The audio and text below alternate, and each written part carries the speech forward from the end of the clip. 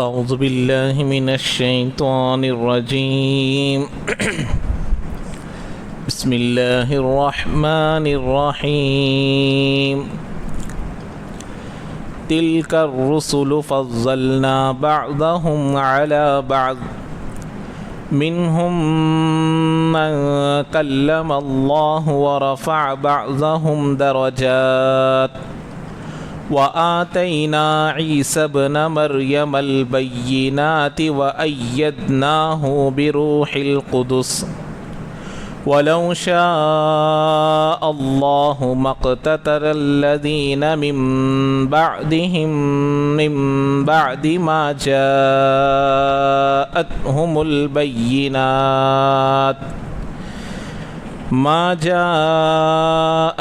البينات ولكن اختلفوا فمنهم من آمن ومنهم من كفر ولو شاء الله ما اقتتلوا ولكن الله يفعل ما يريد صدق اللہ العظیم۔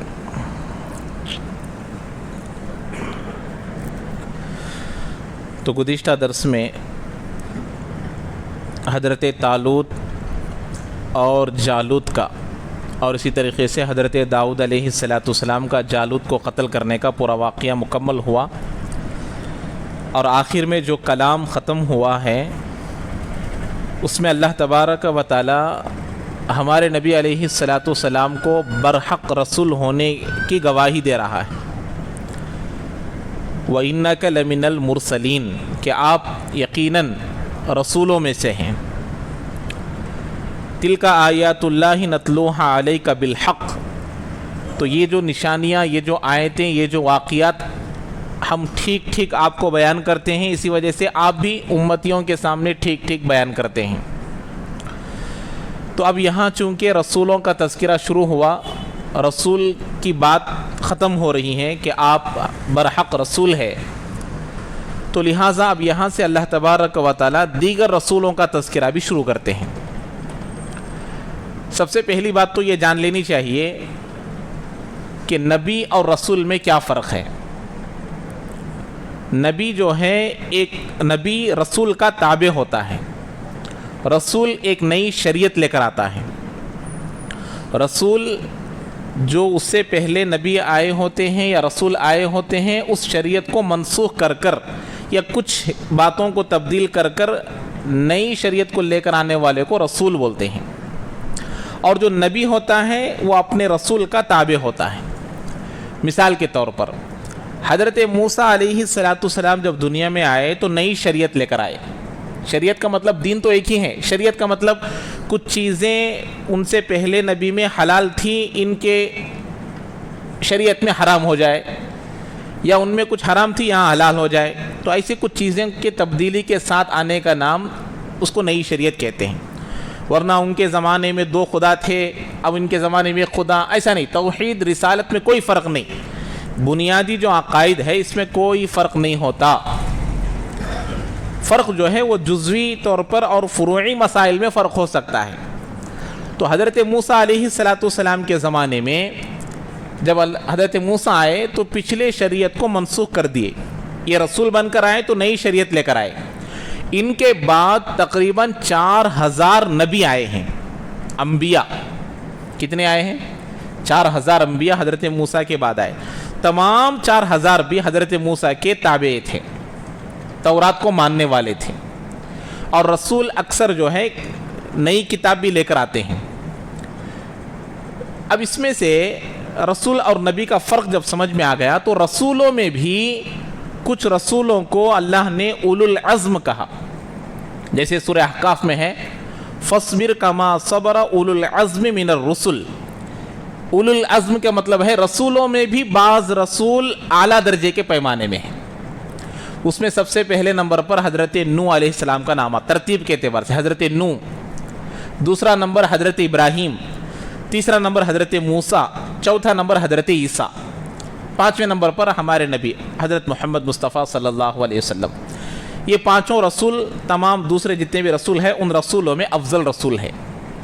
اب ان پانچوں میں سب سے افضل کون؟ وہ میرا اور آپ کے آقا جناب محمد رسول اللہ صلی اللہ علیہ وسلم ہے۔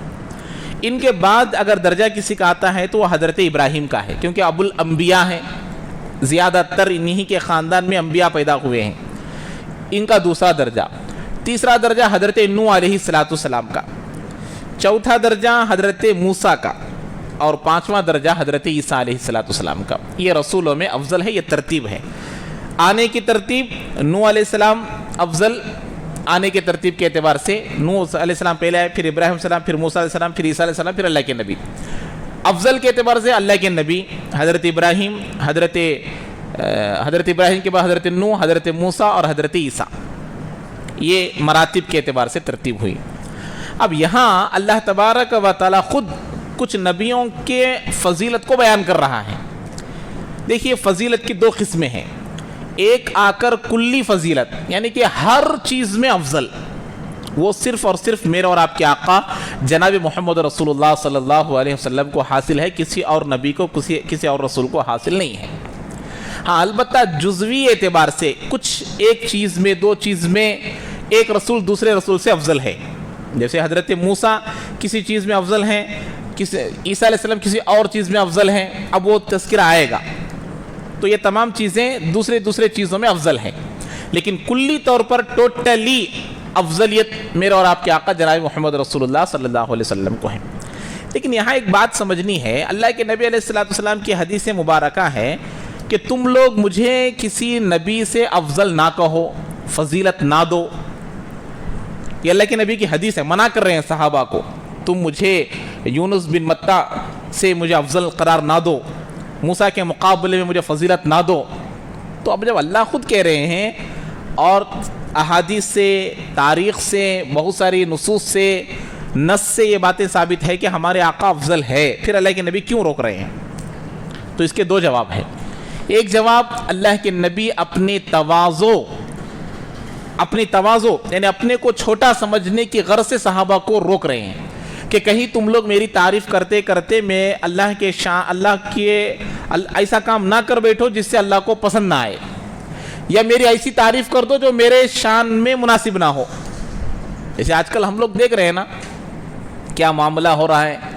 آج ہی میں ایک مضمون پڑھا، بہترین مضمون ہے کہ اس سے ہم لوگوں کو یہ جو بدعات ہے اس کی حقیقت سامنے آ جاتی ہے۔ ایک استاذ نے ایک شاگرد سے کہا کہ دیکھو کل میں تمہارے گھر کو تمہارا امتحان لینے کے لیے آ رہا ہوں، کل میں تمہارے گھر کو تمہارا امتحان لینے کے لیے آ رہا ہوں۔ ٹھیک ہے کہہ کر یہ طالب علم چلا گیا۔ جو پڑھا ہے اس کا امتحان میں تمہیں لوں گا، میں جو تم کو پڑھایا ہوں وہ اس کا امتحان لوں گا۔ اب یہ طالب علم گھر کو آ گیا، گھر کو آنے کے بعد قسم قسم کے پکوان بنانے لگایا اپنے استاد آنے کی خوشی میں، اور گلی کو سجا دیا لائٹ وغیرہ سے، جھنڈیوں سے، یعنی کہ جھنڈا جو لگاتے ہیں نا، جھنڈے کے جو وہ لگاتے، ان تمام چیزوں سے سجا دیا۔ سجنے کے بعد اب وہاں پکوان بھی قسم قسم کے بنے ہوئے ہیں گھر میں، اور پورے محلے کے لوگوں کو جمع کر دیا کہ آج میرے استاد آ رہے ہیں، ان کا استقبال کرنا ہے اور ان کو خوش کرنا ہے، ان کو دل کو خوش کرنا ہے، یہ تمام چیزیں فراہم کر دیا۔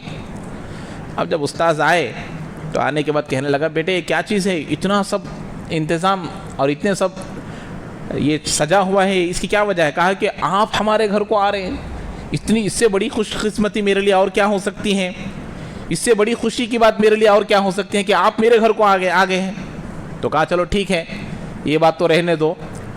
پکوان بتایا، دیکھو میں اتنے پکوان آپ کے لیے بنوایا ہوں، دیکھو اتنے لوگوں کو میں آپ کے استقبال کے لیے جمع کیا ہوں، چلو ٹھیک ہے بہرحال تو میں نے جو کام کہا تھا کیا وہ کام کر لیے؟ تو کہا نہیں حضرت میں وہ کام نہیں کر سکا، امتحان کی تیاری میں نہیں کر سکا کیونکہ میں ان کاموں میں مشغول ہو گیا تھا۔ تو اب استاذ کہتا ہے کہ دیکھو میری خوشی تمہارے صحیح امتحان دینے میں ہے، ان چیزوں میں میری خوشی نہیں ہے۔ میں جن باتوں سے خوش ہوتا ہوں اس بات کو تم اپناؤ گے تو میں خوش ہو جاؤں گا، تمہارے دل میں جو باتیں آئے گی ان کو کرنے سے میں خوش ہو جاؤں گا، سمجھنا تمہاری بیوقوفی ہے۔ یہی مثال عید میلاد النبی کی ہے کہ عید میلاد النبی میں ہم لوگ کیا کرتے ہیں، قسم قسم کے پکوانے بنا رہے ہیں، سجا رہے ہیں، سب کام کر رہے ہیں۔ کیا نبی ان باتوں کو کرنے کے لیے کہا ہے؟ تو کرنے کے لیے جو کہا ہے وہ کرنے سے نبی خوش ہوں گے، تو وہ یہاں بات بتائی جا رہی ہے۔ تو اس لیے اللہ کے نبی صحابہ کو بھی اس زمانے میں روک دیے کہ تم میری تعریف نہ کرو، کہیں تمہارے سے غلطی نہ ہو جائے، کہیں تم میرے شان میں گستاخی نہ کر بیٹھو، اس لیے اللہ کے نبی روکے۔ ایک جواب یہ ہے، اور دوسرا جواب اس کا یہ ہے کہ اللہ کے نبی دوسرے نبیوں کو گرا کر اپنے کو افضل کہنے کو منع کر رہے ہیں، ورنہ جو فضیلت اللہ کے نبی کی ہے اس کو بیان کرنے میں کوئی حرج نہیں ہے، بیان کر سکتے ہیں۔ یہ دو مطلب ہیں۔ تو بہرحال یہاں سے اللہ تبارک و تعالی رسولوں کا تذکرہ شروع کر رہے ہیں۔ جیسے قرآن میں خود اللہ نے فرمایا وَلَقَدْ فَضَّلْنَا بَعْضَ النَّبِيِّينَ عَلَى بَعْضٍ، ہم نے بعض نبیوں کو بعض نبیوں پر فضیلت دی ہے کچھ چیزوں میں۔ جیسے اب اس کو یہاں اللہ تعالیٰ بیان کرتے ہوئے جاتے ہیں۔ جیسے مثال کے طور پر دیکھیے اللہ تعالیٰ خود بیان فرماتا ہے تِلْكَ الرُّسُلُ فَضَّلْنَا بَعْضَهُمْ عَلَى بَعْضٍ، یہ رسول جن کو ہم نے بھیجا ہے۔ دیکھو یہاں پر بھی آپ لوگوں کو معلوم عربی قرآن سیکھنا کتنا ضروری ہے، یہ بات بتاتے ہوئے آگے چلتا ہوں۔ رسول ایک رسول کئی سارے رسولوں کو کہتے ہیں۔ اب یہاں پڑھنے کے وقت میں کوئی آدمی دیکھ کر پڑھ رہا ہوں یا نماز میں پڑھ رہا ہوں تل کر رسولو پڑھا، تو اب یہ عربی گرامر کے اعتبار سے جملہ ہی سیٹ نہیں ہوتا۔ تو اب یہاں رسول، تو یہ رسول جس کو ہم نے بھیجا، ایک رسول کو بھیجے کیا اللہ تعالیٰ؟ یہاں تو اللہ تعالیٰ رسول بول رہے ہیں، را پر پیش کو پڑھنا ضروری ہے۔ اگر کوئی آدمی رسول پڑھا تو صرف ایک رسول ہو جائے گا۔ تل کر رسولو، تو یہ قرآن کو صحیح پڑھنا سیکھنا اور صحیح نماز میں بھی پڑھنا، دیکھ کر بھی پڑھنا صحیح ضروری ہے۔ تو بہرحال تو یہ جو رسول ہیں جن کو ہم نے بھیجا ہے، بعض کو بعض پر ہم نے فضیلت دی ہے، بعض کو بعض پر ہم نے فضیلت، کسی کو زیادہ فضیلت کسی کو کم۔ اب اللہ خود بیان کر رہے ہیں کیا؟ منہم من کلم اللہ، ان میں سے بعض وہ ہیں جن کو اللہ نے براہ راست بات کیا۔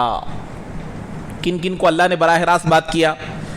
سب سے پہلے حضرت آدم کو جب پیدا کیا تو اللہ تعالیٰ نے کہا یا آدم انبئہم باسمائہم، اے آدم تم ان کو ان چیزوں کے نام بتا دو۔ جیسے سورہ بقرہ پڑھ کر آئے ہم شروع سے ہی، چیزوں کے نام بتاؤ۔ تو اللہ نے براہ راست بغیر فرشتے کی مدد سے، بغیر فرشتے کے ذریعے سے اللہ نے خود ڈائریکٹ بات کیا حضرت آدم کو سب سے پہلے۔ دوسرے نمبر پر حضرت موسیٰ کلیم اللہ، جن سے اللہ نے براہ راست بات کیا بغیر فرشتے کے ذریعے۔ اور تیسرے نمبر پر میرے اور آپ کے آقا جناب محمد رسول اللہ صلی اللہ علیہ وسلم، جو معراج کی رات میں اللہ کے نبی نے ہم کلامی کی اللہ تعالیٰ سے۔ یہ تین انبیاء سے اللہ تعالیٰ نے خود براہ راست بات کیا، تو وہ اللہ نے بیان کیا من کلم اللہ۔ تو یہ جزوی فضیلت ہے، ایک پارٹ میں فضیلت ہے جس میں حضرت آدم، حضرت موسیٰ اور اللہ کے نبی تینوں شامل ہیں۔ اس کے بعد اللہ نے کہا وَرَفَعَ بَعْضَهُمْ درجات، اور ان میں سے بعض کے درجات کو ہم نے بہت بلند کیا۔ بعض لوگ کہتے ہیں اس سے مراد حضرت ادریس، بعض لوگ کہتے ہیں اس سے مراد حضرت ابراہیم، لیکن حقیقت میں اس سے مراد میرے اور آپ کے آقا جناب محمد رسول اللہ صلی اللہ علیہ وسلم ہے کہ ہم نے ان کے درجات کو بلند کیا۔ کیسے بلند کیا؟ بہت ساری چیزوں میں اللہ تعالیٰ اتنے چیزوں میں اللہ کے نبی کو فضیلت دی ہے کہ اللہ کے نبی تمام نبیوں کے خاتم ہیں، تمام نبیوں کے سردار ہے، اور کل جنت میں سب سے پہلے اپنی امت کے ساتھ جائیں گے، اور سفارش کرنے کا حق اللہ تعالیٰ اللہ کے نبی کو دے گا، اور پل صراط پر سب سے پہلے اپنے امتیوں کے ساتھ جانے والے اللہ کے نبی ہیں۔ تو ایسے کئی ساری فضیلتیں اللہ تعالیٰ نے اللہ کے نبی کو دیا، تو اس سے وہ مراد ہے۔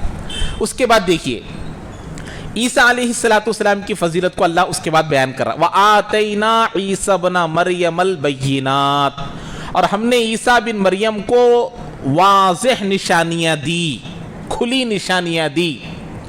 حضرت عیسیٰ کے بارے میں دو گروہ ہیں، ایک ہیں یہود جو حضرت عیسیٰ کو نبی نہیں مانتے تھے، حضرت عیسیٰ کو رسول نہیں مانتے تھے، نصارہ عیسائی جن کو ہم کہتے ہیں، یہ عیسائی لوگ حضرت عیسیٰ کو خدا مانتے تھے۔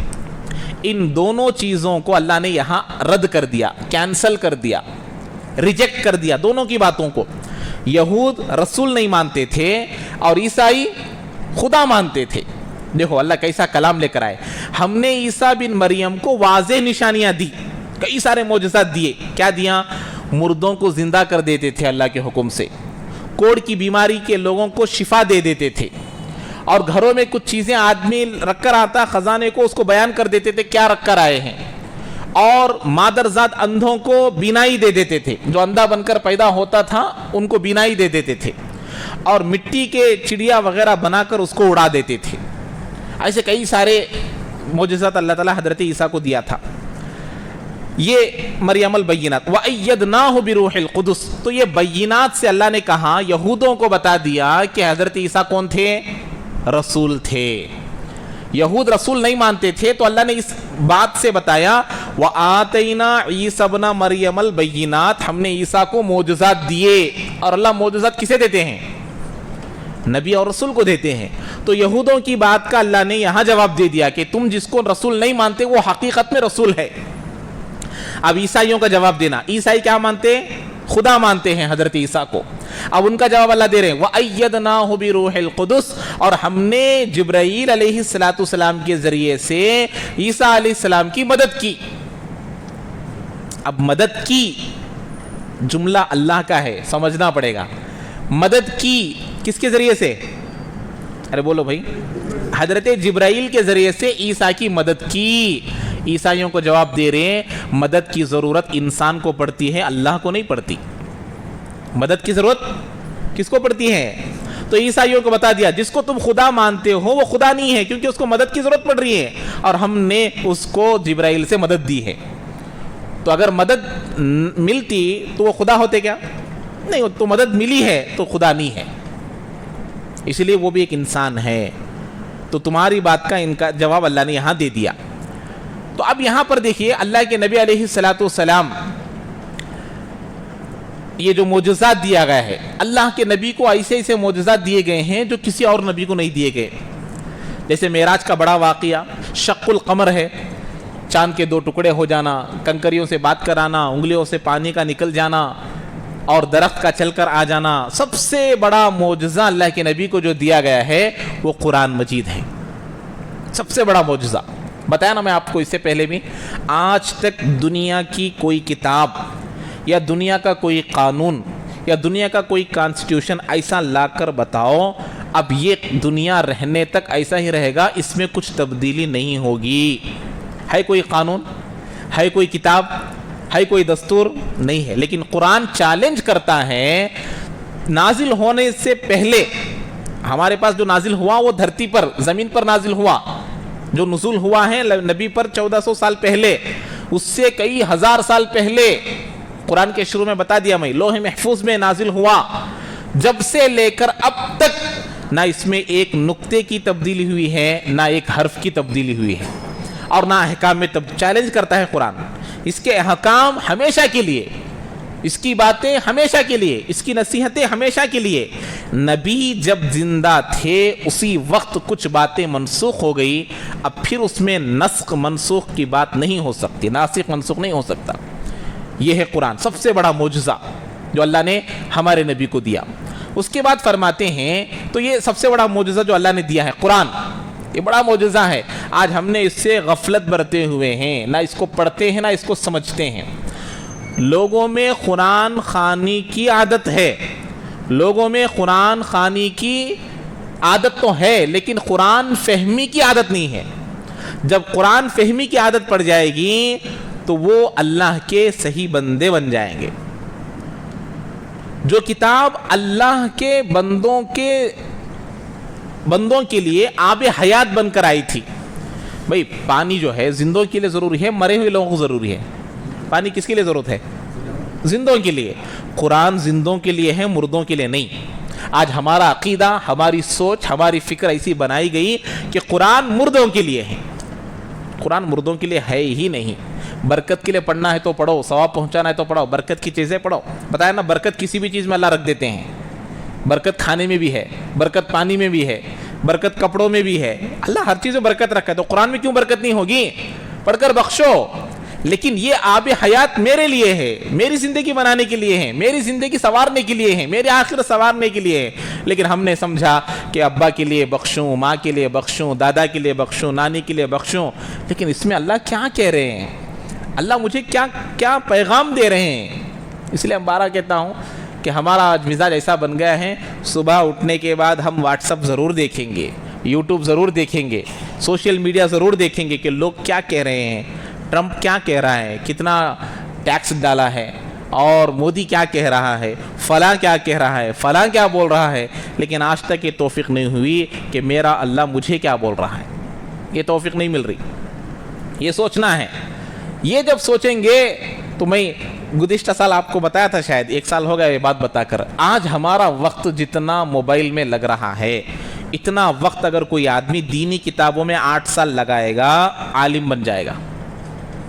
8 سال آج لگ رہا ہے، نہیں لگ رہا وقت موبائل میں جتنا وقت لگ رہا ہے اتنا قرآن کو سمجھنے میں دینی کتابوں میں اور عربی کتابوں میں لگا دے گا تو وہ 8 سال میں کیا بن جائے گا، عالم بن جائے گا. لیکن وقت بیکار کا ہمارا نکل رہا ہے، قرآن کو سمجھنے میں نہیں. متقی بن جائے گا آدمی، پرہیزگار بن جائے گا، اللہ کو ڈرنے والا بن جائے گا.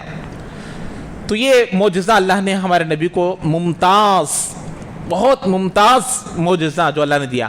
اس سے پہلے کے جتنی کتابیں تھیں وہ کتاب اللہ تھی، کلام اللہ نہیں. یہی ایک کتاب ہے، کلام اللہ ہے. پچھلے کتابوں کی حفاظت کی ذمہ داری اللہ نے نہیں لیا، اس کتاب کی حفاظت کی ذمہ داری اللہ نے لیا ہے. یہ معجزہ ہے. آگے دیکھیے فرماتے ہیں وَلَوْ شَاءَ اللَّهُ مَقْتَتَلَ الَّذِينَ مِن بَعْدِهِم مِّن بَعْدِ مَا جَاءَتْهُمُ الْبَيِّنَاتُ وَلَكِنِ اخْتَلَفُوا فَمِنْهُم مَّنْ آمَنَ وَمِنْهُم مَّنْ كَفَرَ. آگے اللہ فرماتے ہیں اگر اللہ چاہتے. اب دیکھیے دنیا میں واضح نشانیاں، نبی تمام رسولوں سے افضل، ہمارے نبی تمام نبیوں سے افضل ہونے کے باوجود بھی نبی سامنے ہے، ماننے والے بھی ہیں، نہیں ماننے والے بھی ہیں. کیا وجہ؟ ارے نبی اتنے بڑے نبی، اتنے بڑے بڑے معجزات، اتنی عظیم الشان کتاب لے کر آئے ہیں، اتنے بڑے بڑے معجزات ساتھ میں لے کر آئے ہیں، پھر بھی ماننے والے ہیں، نہیں ماننے والے. کیا اس کی وجہ؟ تو اللہ تعالیٰ خود فرماتے ہیں اگر اللہ تعالیٰ چاہتے تو واضح نشانیاں آ جانے کے بعد، ان کے بعد آنے والے لوگ نشانیاں آنے کے بعد آپس میں قتل و قتال نہیں کرتے، لڑائیاں نہیں کرتے، یہ اچھے یہ برے، یہ نیک یہ برے، یہ مسلمان یہ کافر نہیں ہوتے. لیکن ہوئے ہیں. کیوں؟ اس کی بات بتاتے ہیں وَلَكِنِ اخْتَلَفُوا فَمِنْهُم مَّنْ آمَنَ. لیکن انہوں نے خود اختلاف کیا. کوئی عزت کی وجہ سے نہیں مانا، کوئی عہدے کی وجہ سے نہیں مانا، کوئی پیسوں کی وجہ سے نہیں مانا، کوئی کسی وجہ سے نہیں مانا. تو یہ ایک حکمت ہے اللہ کی کہ دنیا میں جو امتحان رکھا ہے اللہ کہ ماننے والے بھی ہوں گے، نہیں ماننے والے بھی ہوں گے. ایمان بالغیب کس کا ہے؟ کون دیکھے بغیر مانے گا؟ کون رسول کو مانے گا؟ کون کتاب کو مانے گا؟ کون اللہ کو مانے گا؟ اگر اللہ تعالیٰ چاہتے تو سب ہدایت پر آ جاتے، پورے لوگ. لیکن دنیا کو پیدا کرنے کا مقصد حاصل ہوتا کیا؟ امتحان، ایگزامینیشن ہال ملتا. جیسے میں بتاتا ہوں، مثال دیتا ہوں آپ لوگوں کو بار بار. آپ لوگ دیکھے ہوں گے ایک کوشچن 4 آپشنز ہوتے ہیں. ایگزامینیشن جو لکھتے ہیں ایک کوشچن آپشنز کتنے ہوتے؟ 4 ہوتے.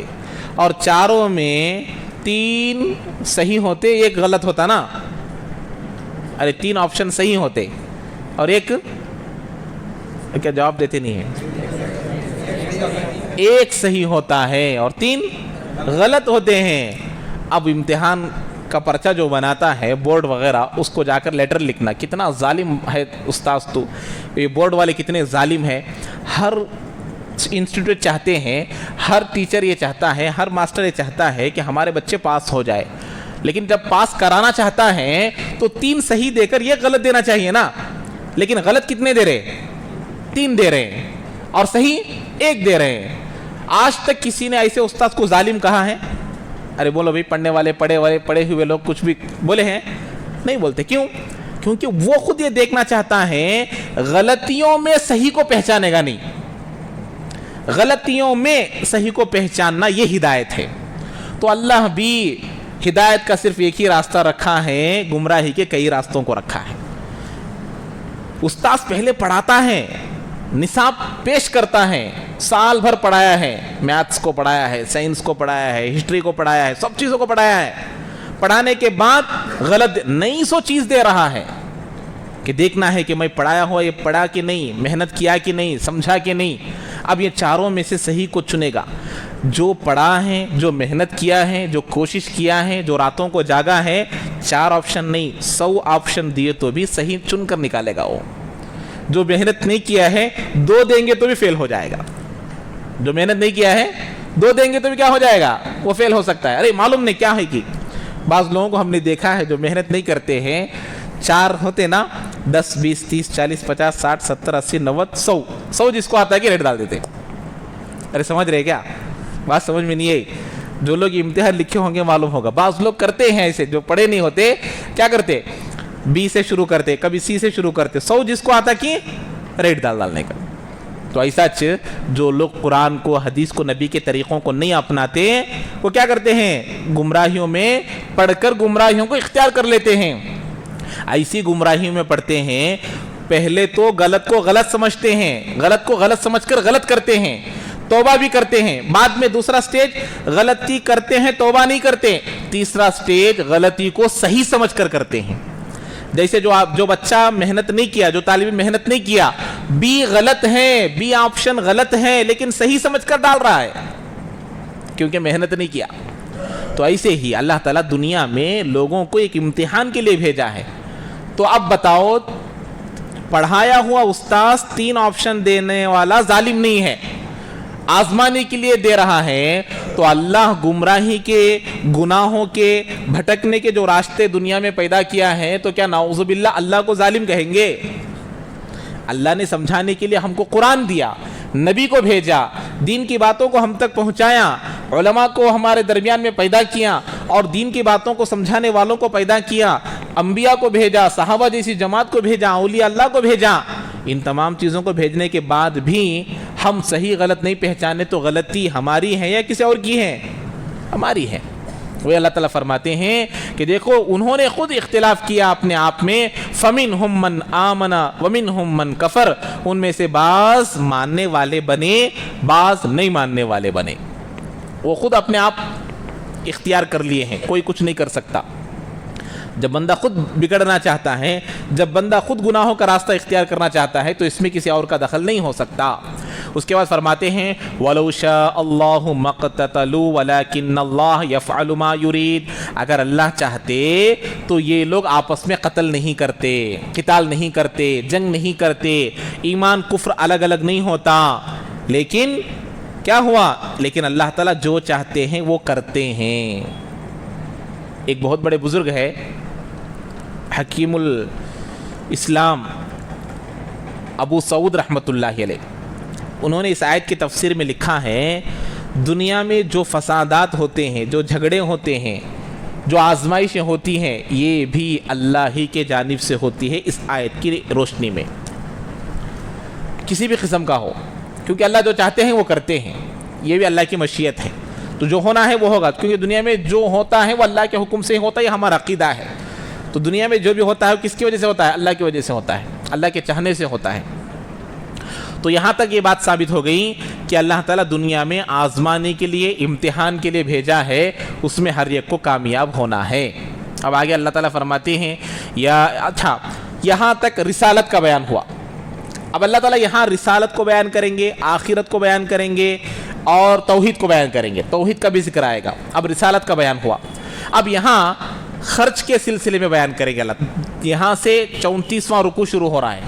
اب تک 30 پر 3 رکوع پورے ہو گئے, 34واں رکوع, 30 پر 4واں رکوع شروع ہو رہا ہے. اللہ تعالیٰ یہاں سے اس کے بعد مستقل بہت 2-3 صفوں تک باقاعدہ خرچ کرنے کے سلسلے میں ہی تذکرہ ہوگا. خرچ کرنے کے بارے میں ہی, اللہ کے راستے میں دینے کے بارے میں, کیا کیا قسمیں ہیں, کیسا ہمارا صدقہ 700 گنا ہوگا, کیسا ہمارا صدقہ 7 لاکھ تک ہوگا, کیسا ہمارا صدقہ بیکار ہو جائے گا, برباد ہو جائے گا, گناہ لازم آئے گا. ان تمام چیزوں کا تذکرہ پھر شروع ہوگا. تو یہاں مختصر اللہ بیان کرتے ہیں یا ایھا الذین آمنوا انفقوا مما رزقناکم من قبل ان یأتی یوم لا بیع فیہ ولا خلہ ولا شفاعہ والکافرون هم الظالمون.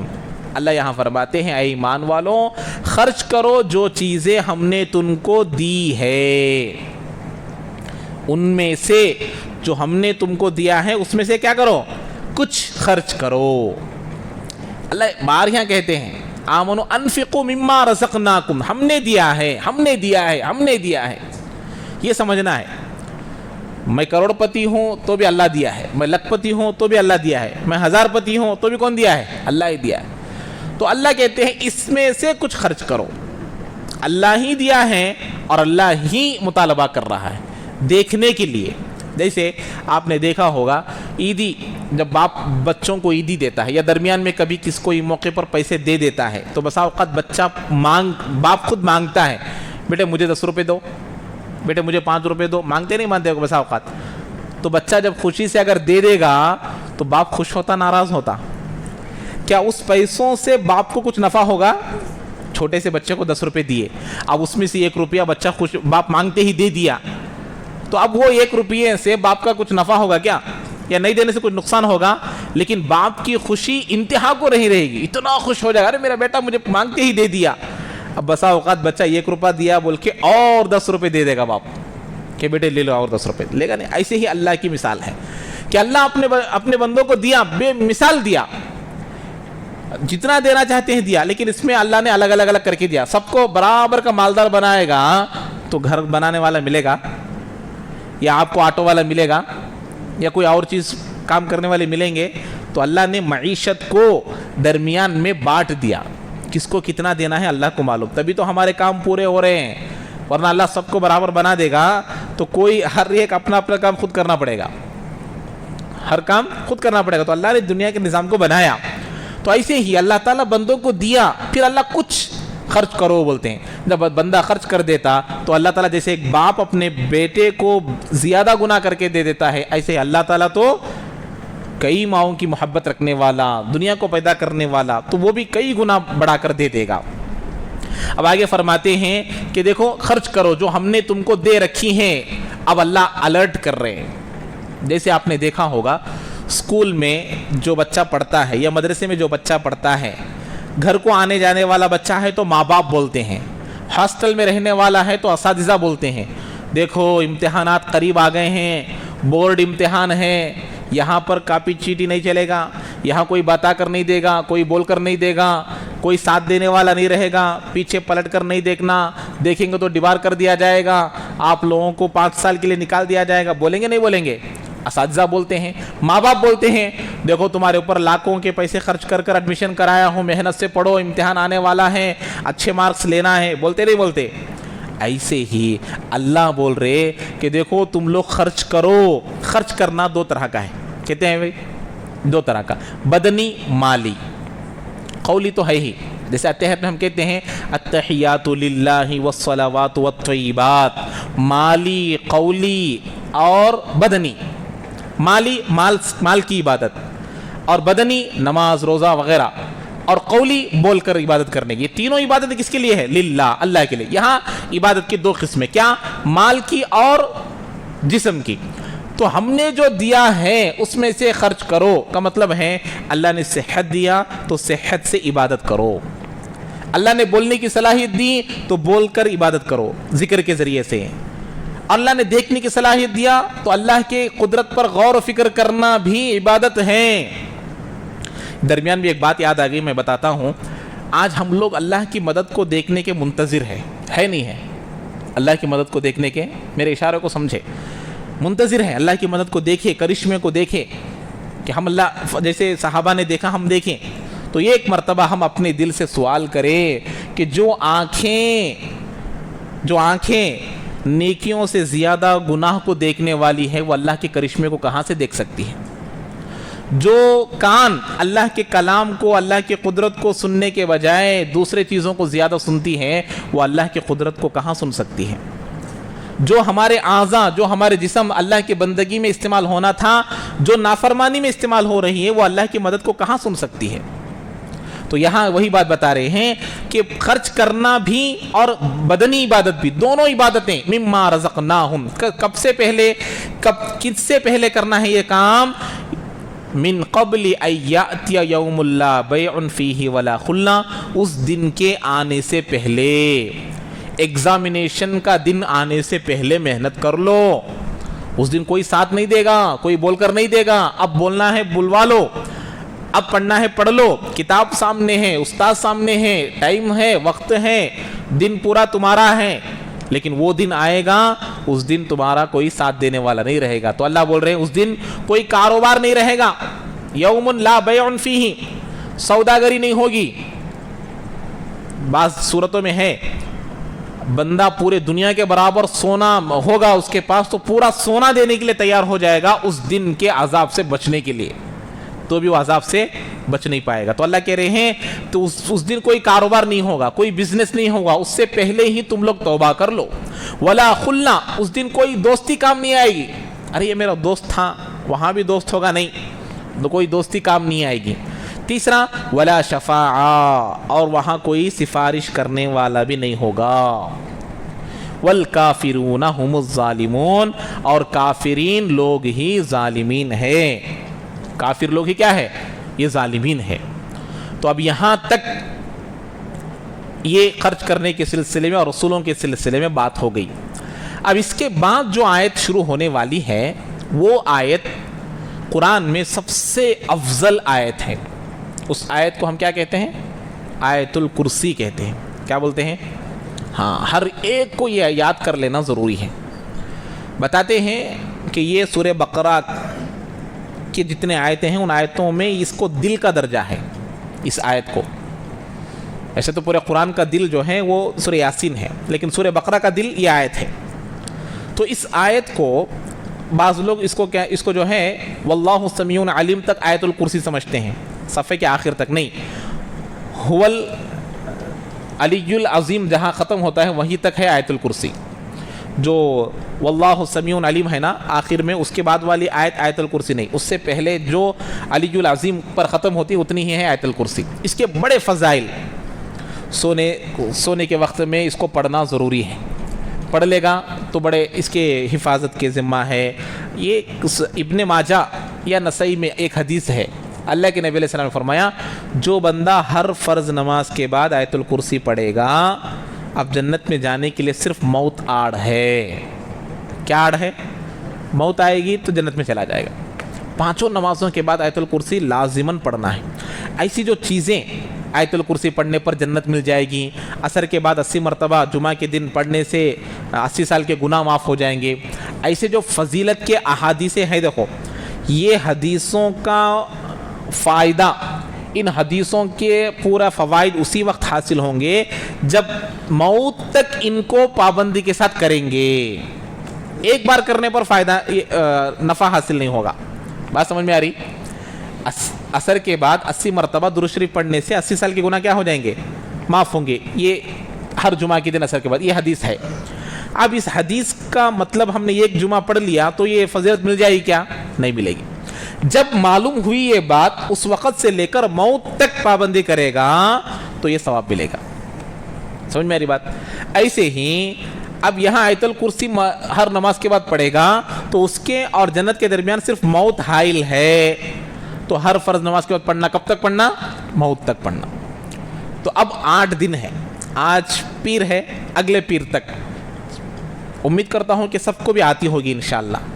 जिनको नहीं आती हैं वो अगले पीर तक याद करेंगे इंशाअल्लाह, करेंगे अगले पीर तक। जिनको नहीं आती है पूछने का तो नहीं है, जिनको नहीं आती वो खुद जानते हैं।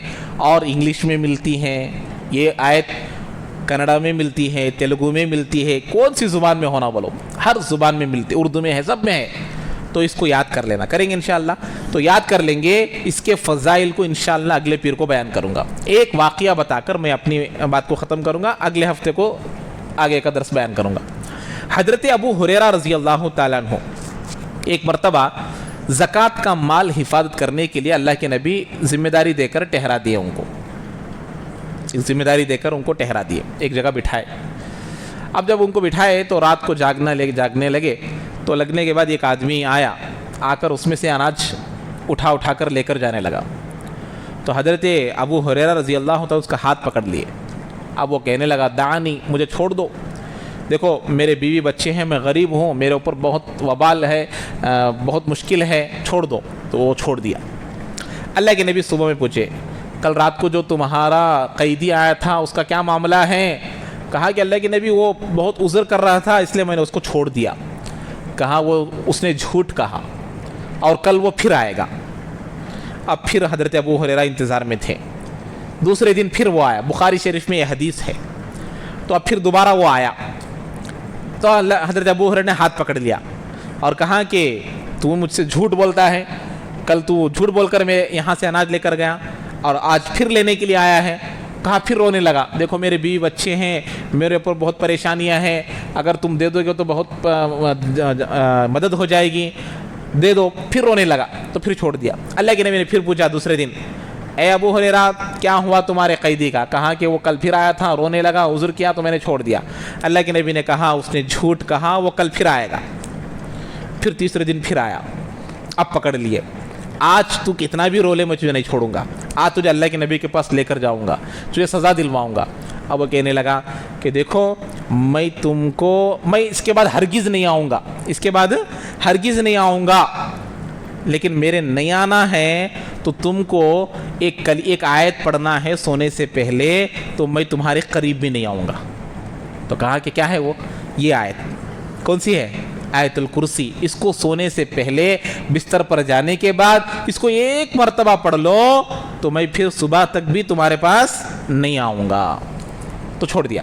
اب اللہ کے نبی کے پاس آئے، اللہ کے نبی پوچھا اے ابو ہریرہ کیا ہوا؟ کل رات کو وہ آیا تھا، کلمہ بول کر گیا، ایک آیت بول کر گیا، وہ پڑھنے سے وہ نہیں آئے گا کہتے۔ کون سی آیت؟ وہ کہا کہ سورہ بقرہ کی آیت ہے، آیت الکرسی ہے۔ تو کہا صدقہ، کہا اس نے تجھے سچ کہا۔ اما علمتا، کیا تم کو معلوم ہے تم نے کس سے بات کی ہے 3 دن؟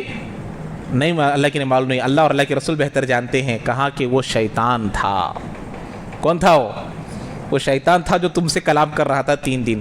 تو جو آیت الکرسی پڑھ لیتا ہے، جیسے شیطان تو وہاں پر چیزوں کو خریدنے کے لیے آیا جامد طور پر، لیکن شیطان بسا اوقات ہمارے نیکیوں کو برباد کرنے کے لیے آتا ہے۔ تو رات کو پڑھ لو، شیطان قریب بھی نہیں آئے گا۔ اور شیطان یہ بھی بتایا کہ ایک فرشتہ تمہاری حفاظت کے لیے اللہ چھوڑ دیتا ہے۔